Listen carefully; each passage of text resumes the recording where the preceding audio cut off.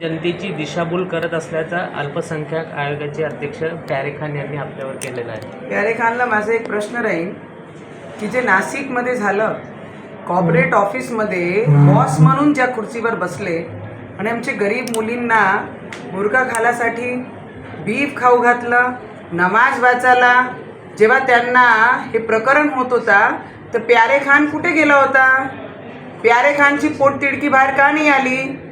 प्यारे खाननी त्याच्यावर उत्तर दिलं पाहिजे. पहिले जेव्हा कोल्हे प्रकरण आमच्या अमरावतीमध्ये झालं तेव्हा अध्यक्ष म्हणून प्यारे खान काय करत होते? प्यारे खानची जेव्हा पोटतिडकी का बाहेर नाही निघाली? का त्यांच्या समाजाचे लोकांनी एक हिंदू व्यक्तीवर गला कापला आणि त्याचा जीव घेतलं, तेव्हा प्यारे खान कुठे गेला होता? प्यारे खानची आज पोटतिडकी बाहेर दिसत आहे. प्यारे खान जे अध्यक्ष म्हणून अल्पसंख्याकांचं प्रतिनिधित्व करताय, प्यारे खान जेव्हा लव जिहाद होते महाराष्ट्रामध्ये तेव्हा प्यारे खान कुठे जाते? जेव्हा आमची मुलींना लग्नाचे आमिष देऊन फसवण्यात येते, त्यांना प्रेग्नेंट करतात आणि तलाक करून सोडून देतात, तेव्हा प्यारे खान कुठे जाते? एक माणूस 4 पोरींना हिंदूचे फसवतात, तेव्हा प्यारे खान कुठे जाते? आज अचलपूरमध्ये ते झालं. सगळ्यात पहिले ते प्यारे खाननी त्या पदाचा राजीनामा दिला पाहिजे आणि समाजाच्या वतीने सगळ्यांची महिलांची माफी मागितली पाहिजे. आणि नंतर नवनीत राणाचा विषय. आणि प्यारे खान, आपको बता देती मैं कि नवनीत राणा हिंदू के बाजू में है, आज भी है, कल भी है और आगे भी रहेगी. तुम्हारा जवाब दो. तुम्ही तुमचं उत्तर द्या की जे अचलपूरमध्ये झालं त्याच्यासाठी समाजाच्या वतीने तुम्ही माफी मागणार काय?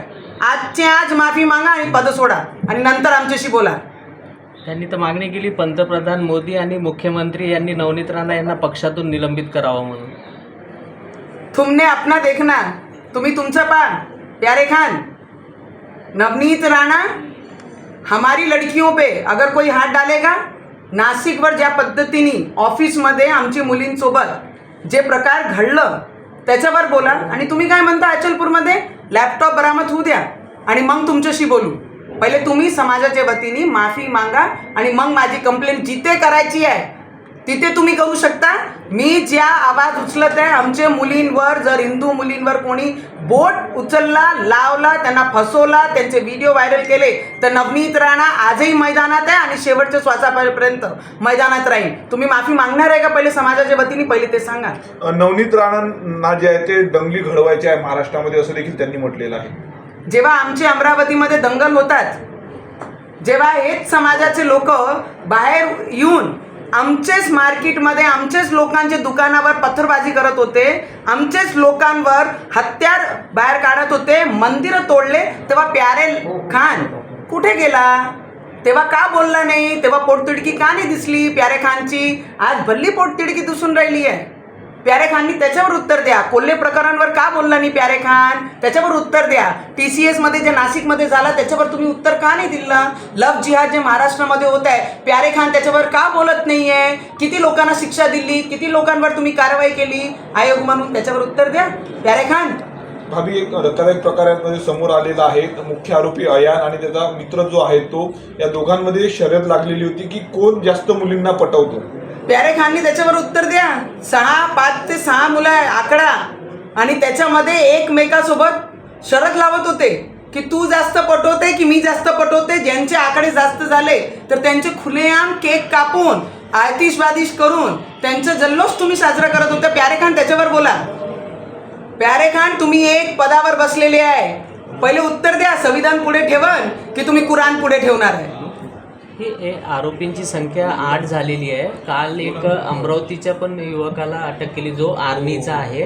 तो या आरोपीला फ्लॅट देत होता भाड्याने आणि तो त्या फ्लॅटमध्ये अश्लील व्हिडिओ तयार करून करत होता. काय सांगतात? मी तेच म्हणत आहे, जे मुख्य आरोपी आहे, ज्याच्या जल्लोष करताना जे व्हिडिओ आता आम्ही पाहत आहे, त्या मुख्य आरोपीचे जे वडील आहे त्यांना सह आरोपी केला पाहिजे. कारण ते ज्या पद्धतीने मुख्य आरोपीला एनकरेज करत होते, जर पूर्ण परिसरामध्ये विचारलं तर त्यांचे वडील म्हणत होते मेरा बेटा तर 10 लडकियां, 20 लडकियां, 30 लडकियां, या पद्धतीने वडील जर बोलत असेल तर सह आरोपी त्याला केला पाहिजे. आणि लवकरात लवकर त्याचा लॅपटॉप ज्या दिवशी बरामद झाला तर सगळी पोल खोलणार आहे की कोण कोण अजून त्यांच्यासोबत होता.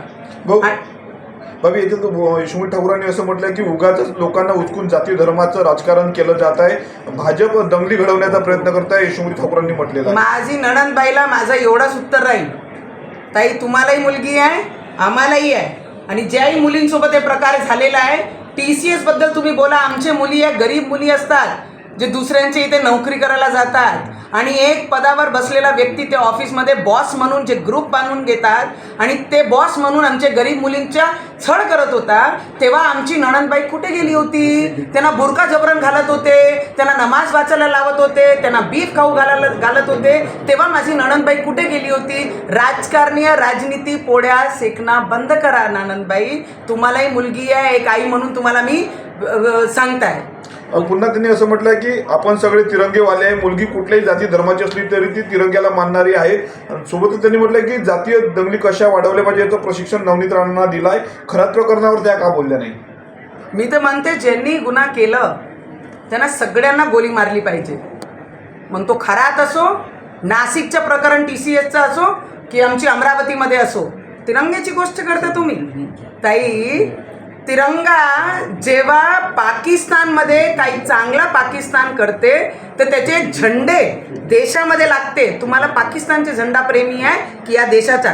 आणि ज्यांची राजनीतिक पोळ्या तुम्ही शेकत आहे त्यांना सांगा, आम्ही संविधानाला मानणारे लोक आहे, आम्ही गीताला मागे ठेवू, आम्ही आमचे जेवढेही देवाचे धर्माचे ग्रंथ आम्ही सगळे मागे घेऊ, पण आम्ही संविधानाला पुढे ठेवू.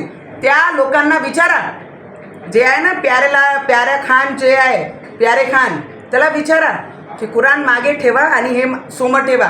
जेव्हा एक आधी कोणतीही गोष्टी पाकिस्तानमध्ये घडते झेंडे इथे कशाला लागतात? तुम्ही जेव्हा मंत्री होत्या ना तेव्हा झेंडे अमरावतीमध्ये गाजत होते, लक्षात आहे तुमच्या की नाही? आपण मुख्यमंत्र्यांशी चर्चा करणार आहे या सगळ्या प्रकरणावर. आमचे मुख्यमंत्री साहेब खूप अलर्ट आहे. आमचे मुख्यमंत्री साहेबांनी नुसतं लाडकी बहीण योजना नाही दिली आहे, या महाराष्ट्राची महिलांना विश्वास दिलेला आहे की या महाराष्ट्रामध्ये जर महिलांसोबत कोणी छळ करत असेल, या पद्धतीचा प्रकार करत असेल, ते एक भाऊ म्हणून आमचे मुख्यमंत्री देवेंद्र फडणवीसजी त्यांच्या पाठीशी उभे राहणार आहे. आज जरी ते बंगालमध्ये असले तर बंगालमधूनही सुद्धा ते बाईट पाठवत आहे की मी या सगळी गोष्टींवर लक्ष देऊन आहे, आणि आमचा पूर्ण विश्वास आहे आमचा भाऊ, आमचा दादा ज्या लाडकी बहिणींना योजना नाही त्यांना विश्वास देण्याचं काम करते, आणि ते 100% या महाराष्ट्राच्या मुलींसाठी त्यांच्या पाठीशी उभे राहणार आहे. बाबी मुख्यमंत्र्यांनी नेमलेला हा संपूर्ण अल्पसंख्याक आयोग आहे, त्या आयोगाचे अध्यक्ष प्यारे खान सांगतात की एकही हिंदू मुली नाही, सर्व मुस्लिम मुली आहेत. दुसरीकडे तुम्ही दावा केला की बुरखेवाली एकही. मला एक गोष्टी माहित आहे प्यारे खान, तुम्ही समाजाच्या वतीने माफी मागणार काय? तुम्ही तुमचे पदाचा आज राजीनामा देणार काय? TCS प्रकरण पकडा, अचलपूर प्रकरण पकडा, लव जिहाद पकडा, जिथे जिथे जे प्रकरण होतात, अल्पसंख्याक अध्यक्ष म्हणून त्या आयोगाचे महत्वाचे पदावर बसलेले प्यारे खान, तुमको मेरा प्रश्न है, तुम अपना राजीनामा दोगे क्या? समाज के बेटे ने, समाज के एक लड़के ने जिस तरीके से लड़कियों के भविष्य के साथ, इज्जत के साथ खिलवाड़ किया, उसका जवाब तुम दोगे क्या? एक शेवटला प्रश्न, जो आरोपी अयान आहे मुख्य, त्याने भर रस्त्यात केक कापून वाढदिवस साजरा केला आणि त्याच्या वाढदिवसाला पोलीस देखील गेलेले होते.